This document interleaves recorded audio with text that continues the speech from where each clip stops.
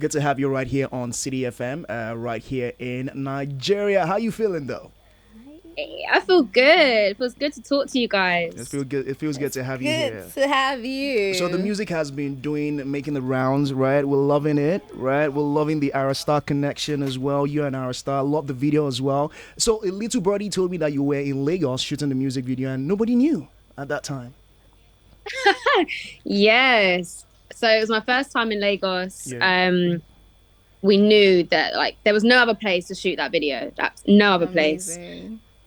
Shout out to the director as well, Meji Alabi. Like he did such an incredible job. Like I feel like it's such a movie, and you can just see the beauty of Lagos. Yeah, it's just incredible. All right. All All right. right. Okay, so but walk us through how the song My Love happened. Like how did you come up with that project and what made you decide to choose Ira Star to be on it? Like was it like last minute decision or it was all in the works from the start? I remember being in the session writing it, and I just had butterflies. Like I don't know what it was. I think a big part of it as well was like the choral chants in the song. Like it just uplifted me, and it just made me feel so good. I just knew it was going to be. It had to be my second single, Mm. um, and definitely felt like it needed a feature too. And I've loved Ira's stuff quite a while. So I reached out to her, and so I used to be in a girl band, and she was a fan of that girl band. Yeah. Yeah. So which was amazing. And then we met in the studio, played her the song. She loved it. She put her verse down. She is so talented. Yeah, she is. We Is know. We know. Like it's crazy. right? It's crazy. She's so good. And it's like she did one verse on it, her first one. Yeah. And like normally when you do features Mm-hmm. and you get it back, sometimes you make changes or it's like not quite good enough, whatever. But her first one, That yes. was it. Done. Absolutely. Absolutely amazing. Now, this is kind of like a very, very bold step from you in the sense that you are doing something. You're still very, very young as concerns your indie career, like going independent from Little Mix, right? And Yeah. this is quite a new terrain. But having to make that decision to appeal to the Nigerian sound or to Afro beats as well. Was this always something you knew you were going to do even before you went indie, or like was it something that you had to just work with on very short notice, basically? Well, I feel like when I went solo, I didn't have like one sound in mind that I wanted to do. It was more like stepping out like, as a black artist. Now I can finally explore these genres of music that I love and make me me, whether it's R&B, reggae, Afro beats, like genres that I love. Like now I can finally do it. And I couldn't really do that in the group, like we was a pop girl band. So Yeah, Mm-hmm. yeah. it feels really freeing. And yeah, I think like now I really get to sort of like hone in on what makes me me. Do you miss them though, Perry and Oh and yeah, the rest? I do. Yeah, I think it's so different being a solo artist. Like so different. I feel like there's like more pressure because it's just me, Yeah, Mm. and I do miss like having them. But I don't know. I feel like I was in a group for 12 years. Like that's a long time. yeah. That So is. right. So now it just feels good to step on like my own 2 feet and yeah, just do it. Okay then. So just because you've said or you've stated the waters for Afrobeat and the likes, I would love to know if that there are any future collaborations with some artists here, or you're thinking about it, whatever the plan Yeah. is. Yeah, well, I feel like there is definitely some. There is definitely more features to come. Mm. Afrobeats artists, yeah, that I would love to work with. Give us Um, names. okay, King Promise, I love. Yeah, there we go. Uh, yeah, I mean, obviously Wiz, Davido, um, Burner. Like, there's loads. Okay. Yeah. Obviously Thames, Queen. It's Beautiful. crazy, right? Like growing up listening to Nigerian music for myself personally, I felt like there was always this need for the rest of the world to really know what we're all about, what our sound is, basically our story as concerns our music as well, how we're able to infuse it in our music. But it's getting to a place where all over the world, especially in the UK. Afro beats is crazy. It's not some type of music that people listen to, right? Afro beats is like one of like the major things. Burna Boy was like #1 with the I Told Them album recently, and it goes to show you how much or how big it is. But I think what I want to hear from you, how big is Afro beats? Like, you have Jamaican roots, right? And reggae and Afro beats is not too far, No. right? So Yeah. with that in mind, you've always wanted to do this. Now, talk to us about how Afrobeats has influenced who you are right now, and basically the first time you came in contact with it, you're like, okay, I want to do this. I want to make this kind of music, and I want this to be part of Leigh-Anne. Yeah. It's the feeling that Afrobeats gives me. Like, I love it when a song can lift me up and do something to me. It just has this way about it where it's infectious, you know, and it's positive, it's happy, it's like, it's just up. And I think that's why I love it.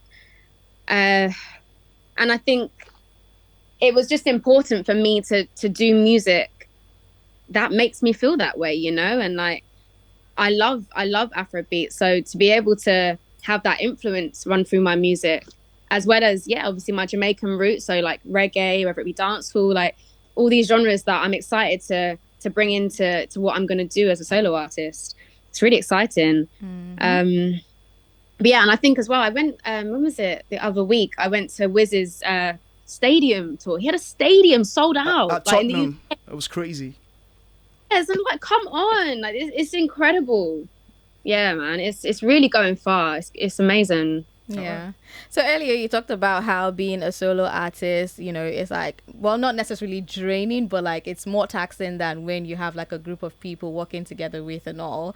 But yeah, I think my question now is, so because you're not just a musician, you're a songwriter. I mean, you've acted, and then, you know, you're now a writer because your book is coming up. And you're also like an activist, like you do all this advocacy stuff and all.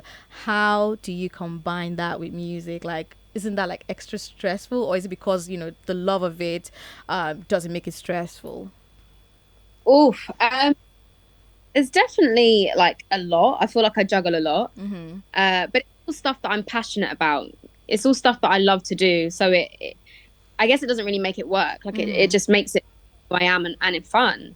I did a little bit of acting. I definitely want to do more in the future. Okay. Yes, I have written a book as well, and that is coming out end of October 26th. And that's just about my story so far, and like my childhood and getting to this place that I am now. There's lots going on, but I feel like as a woman, like, we are superwomen, right? We can do so many things. I don't know how we do it, but we do it. You got to do it. But what causes of the activism that you do like are important to you? Politics, is it? Or just give us a list. I think for me, what's the word? Something close to my heart is, I guess I speak about race a lot. I speak about Black women in the UK. I think I speak about how important it is to have more diversity in the pop industry in the UK. And I guess like racial inequality, I think it's something that I had my own experiences being in Little Mix. And I think it's important, I guess, to speak on that where I can. But yeah, I think I was sick of speaking about it, which is why I made my foundation, the Black Fund. And that's basically a charity which is like a pot of money, and it helps other Black-led charities. I wanted to actually do something, so yeah, I'm proud of that. I like the fact that you said that. I mean, we've seen instances, especially in the UK. We don't have to stray too far, where boy bands, girl bands. You know, obviously there's diversity, different races. If it's a 5 people boy band or 6 people girl band, you're always gonna have like racial differences. But we've seen people like somebody in One Direction coming to speak out, for example, about how, you know, stuff was really tough. It doesn't really have to come from your group members. It could come from like show promoters, fans, you know, making some type of comments that might not sit right with you. And like you said, you spoke about this. Now, when you're saying you went through your own issues as concerns racism or racial undertones and whatnot, can you say it's from your own group or outside the group, or what comes along with it outside the group? Yeah, there was nothing to do with the members of the group. It was more so the feeling that I had, I guess, from fans, like from people that were fans of the group. But like sometimes I felt very invisible. Like I felt like I wasn't there. I felt like people looked past me. And I guess that was my reality. I speak a lot about it. I made a documentary called Race, Pop and Power, where I really do get into it and speak more on it. But it was more of a feeling where I just didn't feel appreciated, and unfortunately, like that has been an instance for girl bands in the past as well that have like one black, and that black member is usually treated very differently. And it's shit, and it shouldn't be like that, it shouldn't be like that. But I'm glad that I spoke on it. Do you think it's something that, even while speaking on it, because you said like it's happened before, we had an episode with the Spice Girls back in the day, it's happening kind of like with you, the way you just said right now. Do you think it's something that is going to, quote unquote, end, or maybe it's going to be here for a while before it gets better? If I'm completely honest, I don't think we're going to see a change in our lifetime. I feel like it's getting better, and obviously like we had like the BLM movement, where people, all of a sudden the whole world was talking about race. Like it went, no one really, we just didn't talk about it, to now all of a sudden we're having so even that is a big change in itself. So I mean, it's definitely like going towards change, but it's going to take a hell of a lot, like it's something that's so deeply ingrained that it's going to take a lot to abolish it. Okay, and listen, Leigh-Anne, I need to ask you, did you try our legendary jollof rice when you were in Lagos? Oh, yeah. Oh, you did? Okay. Did you also try pounded yam? Yeah, we had that. And we had pounded yam too. Yeah. Oh, lovely. And, what soup? The okra. Yeah. Kind no, of really. Did you enjoy it? Did you? Oh, yeah. I love jollof. Okay. Yeah, you lot love rice, don't you? Is it Scotch bonnet? We love it. We take jollof quite personally over here. Yeah. Like, we don't like being compared to other people, just so we know. No, good. But my sister's little boy is Nigerian. Oh. So like obsessed with Nigerian food. So yeah, when we came, like my sister was just like, right, getting all of like the food, the delicacies that you guys have, and like try everything. Nice. Yeah, good. Amazing. Okay, so what's next for Leigh-Anne coming up this year, or are we just going to have My Love for now until the end of the year? Is there any new project you're working on aside your book? Yeah, I mean, that's out already, or will be out? I'm currently in LA writing, making some more bangers, but I think I really want to see where My Love can go. Like, I'm so proud of it, and I love it so much that I would love to just, I guess, keep growing it, and hopefully the world gets to know. And hopefully there'll be like another feature out maybe this year. Like, we will see what happens, but I want people to see the different sides to me. I've only had 2 songs out, so for everyone to get to know Leigh-Anne. Yeah. Okay, so 2 questions in one, right? I want to ask you this: how was it like shooting a music video in Nigeria? How crazy was the experience? Tell us the good, the bad, the scary, the funny. We want to hear everything.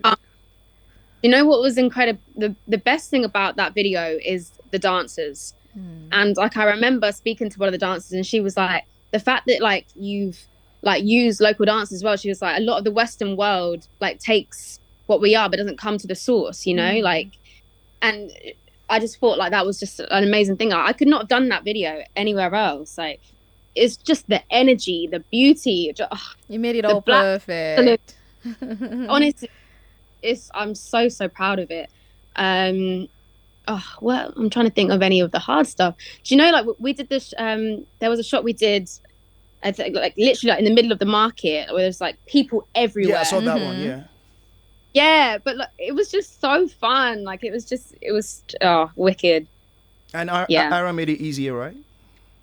Oh my gosh, yeah. No, they did. Like I saw a picture of both of you, and you two look like sisters already. Yeah. It was Wow. cute. It was So cute. Anyway, so I think I would want for you to like give a message to the fans and maybe those people who are, probably starting a solo career from, your own experiences, how you've empowered yourself even after leaving a group and just basically the challenges you've faced. Just throw one or two word of advice and then just a message to the fans. yeah, I think you have to keep believing in yourself. Like, I think challenges and obstacles that you come across make you stronger and who you are, and you just got to keep overcoming them, keep getting up. If people are going to push you down or not believe in you, just don't even listen, just keep going. And a message to the fans, yeah, like thank you for supporting me, and if you're just getting to know, hi, I'm Leigh-Anne. I hope you keep continuing to follow me on my journey. Got some great music up my sleeve, and yeah, let's go. Yeah, and Okay. lastly, I can tell you this for a fact, right? Yeah. Your music right here in Nigeria is actually going places, is doing pretty good. What has been the biggest feedback you've gotten so far as concerns your music? Because I know like it Ooh. probably surpassed your expectation for sure. Yeah, no, definitely. And I think the exciting thing is the fact that I'm growing a new fan base, because I Yeah. wasn't always get all of the little Mix fans follow me. So the fact that I'm growing this new fan base is everything to me. And yeah, I think like the way my music is making people feel, and like I'm seeing all the dancing videos, and people are loving the video, and yeah, it's exciting. Big shout out to you, Leigh-Anne, for coming through Thank right here on City you. FM. Thank you for having me. And Thank you. make more Nigerian featured music. We Yeah. love it. Oh yeah, We I will. love Don't you worry. Don't you And worry. shout out to the twins that we still don't know their Ah, names. thank you so much. Yeah. All right, Leanne. Thank you. Hopefully see you in person soon. Definitely. Hopefully, Oh, fingers are you going to crossed. be in Nigeria very soon? End of the year, maybe next year? I think we're gonna yeah, I'm 100%. You have to come back. All right. Yeah. Yeah. Well, Watch this space. what is this? There we go. All right. Thank you so Yeah. much.